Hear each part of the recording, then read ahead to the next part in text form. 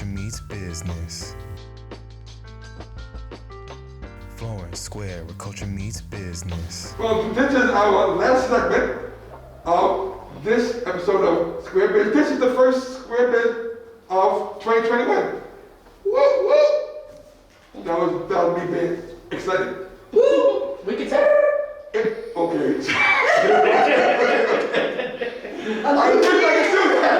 wish I could do that, but I can't. 2251 Flower Road. We have so much stuff here for you. We have Retail Row. Lots of folk here waiting for you to come in and shop with them. Things that you can't find on the mall, and you definitely can't find at Galleria. Something you can't find anywhere but here. We have one of the best bookstores, as I mentioned, Black Gold and Black Green. I mean, I walk there and it's like Candyland up in that store. But people who like novels, books, and education, you know what I mean? So it's really great. Then we have service folk, who are here to help improve your mind, improve your body, give you, a nice presence in the community. Then we have folk to help you with legal issues and immigration issues and tax issues and birthing issues, family issues, children issues. We got all sorts of folk, right?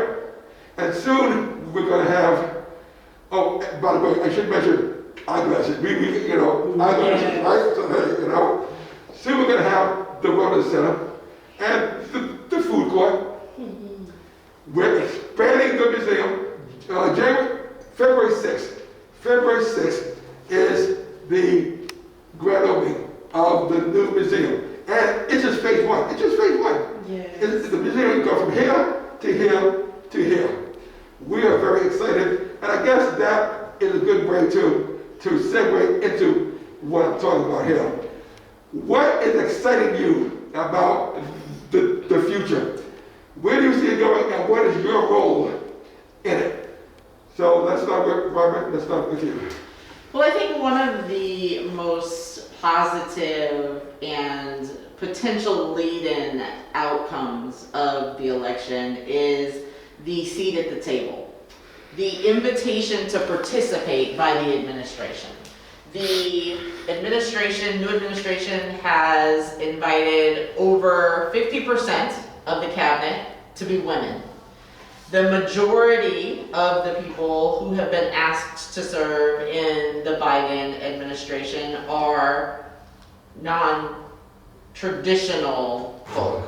Okay. The women of color, they have the first trans appointee to any cabinet position. The first woman as Treasury Secretary. So in positions where women have not traditionally served, they are being welcomed in and ushered in this new era. So the reality for America is that diversity is the way of our future.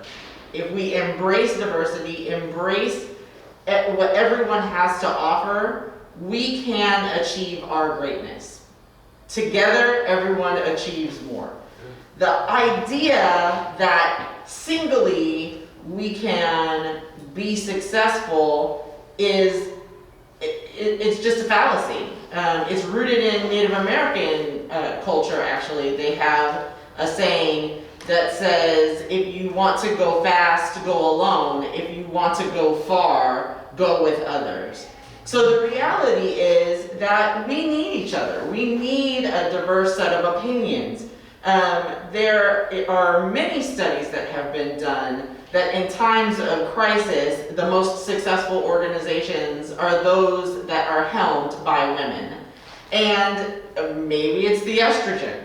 Maybe it's the fact that, we don't cry when we get a cold. Maybe it's because why do I feel so alone here? Maybe it's because something about the ability to bring life into the world does allow for cooler heads to prevail. But whatever it is, The reality is it requires all of us to be successful. So one of the most encouraging things for me is that this administration is flinging the doors open wide and saying, come one, come all, we need everybody. We need your opinion, we need your opinion, we need their opinion. We don't have any of them. Bring them here. Find us some of them to ensure that we have a greater opportunity at success, because we have some wicked problems, right? We talked about that at the beginning of the show. The reality is that we are not going to solve COVID anytime this week, right? We are not going to be out of this economic conundrum anytime this month. And we certainly are not going to heal the 400-year-old rifts in our country in the next month. So what we have to do is compile great thinkers and big minds and people who are willing to approach circumstances from a variety of different positions so that we can iterate. Because that's how we will solve the problems. It's not just, I have an idea and we just do the one thing, but we do something and then we try it and then we make small changes. And then we do something and then we try it and then we make small changes. And the only way that we are going to be able to come up with those innovations, those great ideas, is by curating all of the potential answers and coming up and distilling it into the most powerful options. So I think that the diversity of our organizational power is going to be our strength. Why am I the only one writing on that board? I'm just asking, okay? I read it. Okay? Well, she ain't writing nothing. You ain't writing nothing either. I was talking, I can't talk. Okay, all right. So when you feel something, just write it on the board. That's all. That's all. Cool. All right. So, Well, no. go. Yes. So the future. The future, what do I feel good about? What do you feel good about? I feel like one thing that this election, and not just the election and the new change of power, but also to everything that has transpired and the fact that we are such a resilient people. I think that not only now are we resilient, I think a lot of us are uninhibited, like we're not holding back. We know that this is our time, so to speak, and if you're going to manifest, now is the time. And so I think that I feel excited about that. I feel excited about the fact that there are young girls that now look up to women in a whole new way. Like they knew that we were magic, but they actually have proof. And so I'm excited about that. I'm excited about business development. I'm excited that there are more people owning businesses. There's more people stepping out on faith and opening their businesses, stimulating the local economy. Folks are sewing into the local economy. They're understanding the cause and effect of shopping local. So, I'm excited about that. Yeah, I'm excited about that. I really am. I'm excited. Okay, cool. I like that. We got 3 or 4 I'm excited, so she must be excited. So, go ahead. Well, pretty much on a similar theme, these two ladies have spoken about women and the youth that follows. Okay, as Kamala was saying, okay, little girls are looking up, and so many of the other candidates who were running, were female candidates, which says our children are watching. And I know my granddaughter, who's 8 years old, she's an avid reader. Every time something happens with regards to a woman and whatever, she has the book for Kamala Harris, she has a book for Michelle Obama, and Barack Obama, and so on and so forth, and learns and understands what that means and what that represents and where she fits in.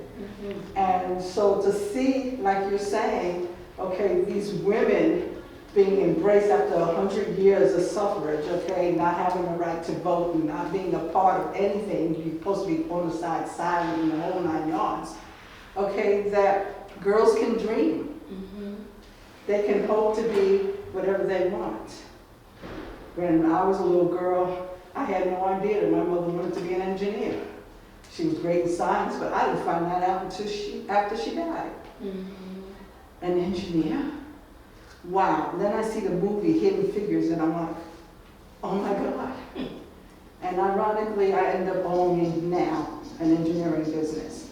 So I said it's kind of going to go back, but we're giving now that dream and that hope and that possible promise to know that even though you're a little black girl, okay, and she's not my complexion, where back in the day, okay, they had the audacity to make it seem like you got it better because now today, like a beautiful woman, Amanda Gorman is still up there, beautiful complexion and everything, intelligent, okay, literate.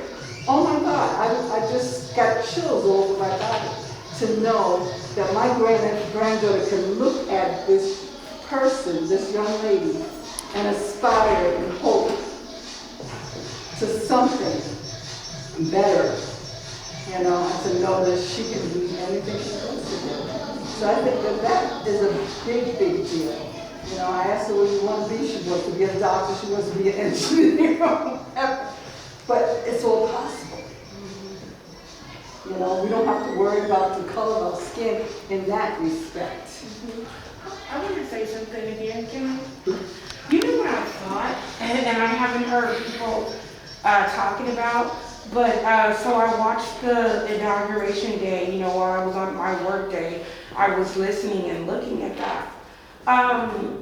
And folks from all over the country and stuff like that were congratulating them. And then also, too, we have people from other planets. Did you guys check that out? The International Space Station? Yes. Yes, and I just thought like, oh my God, we're on other planets.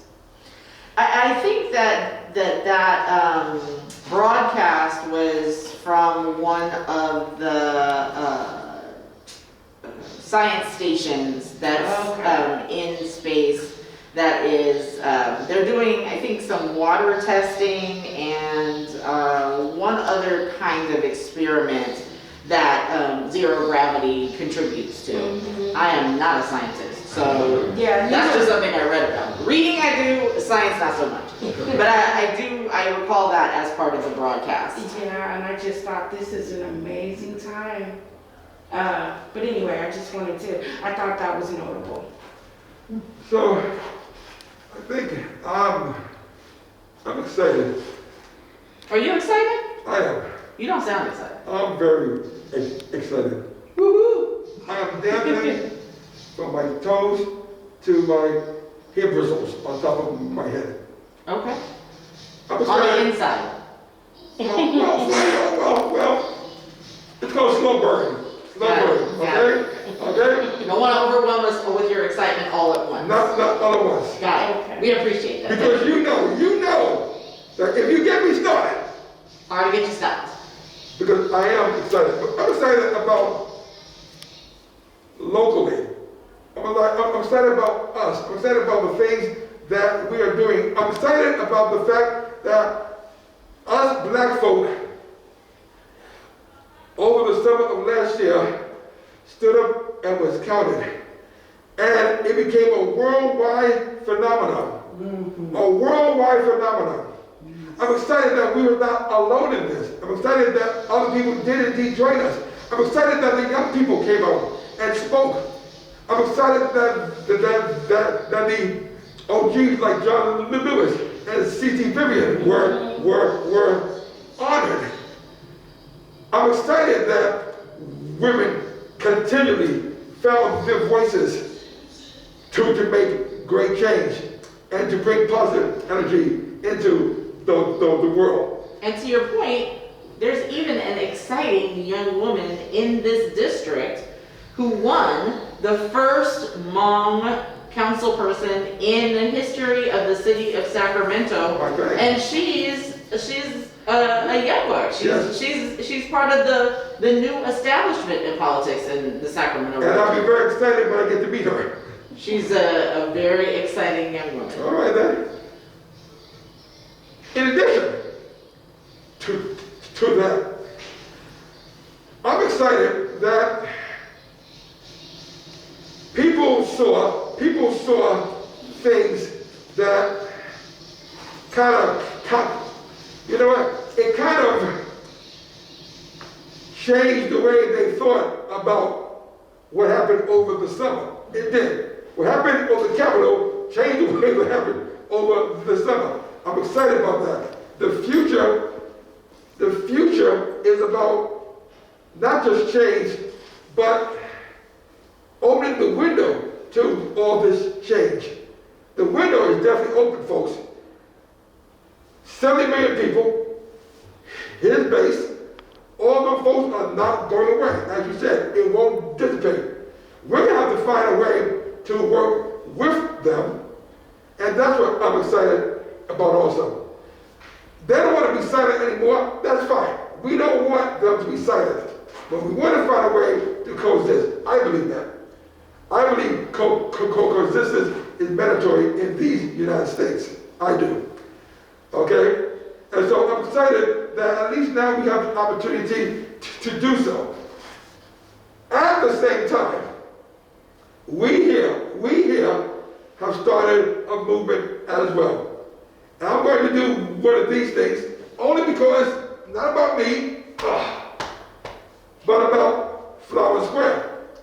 And yes, the only place that I know, 74,000 square feet, with almost 100 tenants, 90% of the black, you can't find another place anywhere within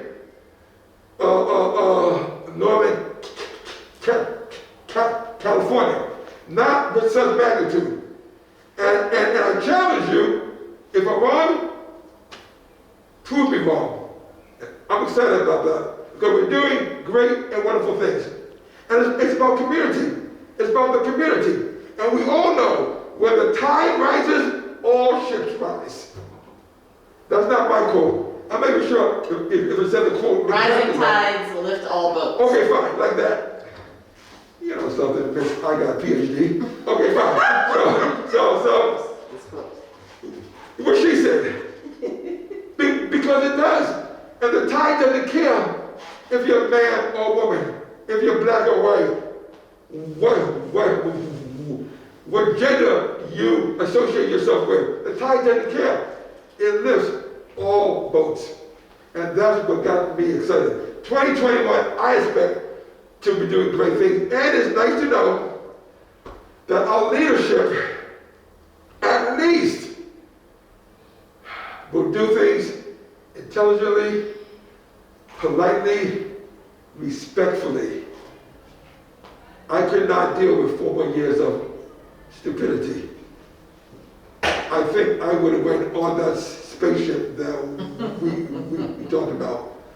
It's nice to be nice, and I think that you bring up a good point, is that civility is great. Civility is one of the few things that have set this nation apart from many of the others of our foes. And that is, even in defeat previously, we have been a civil nation.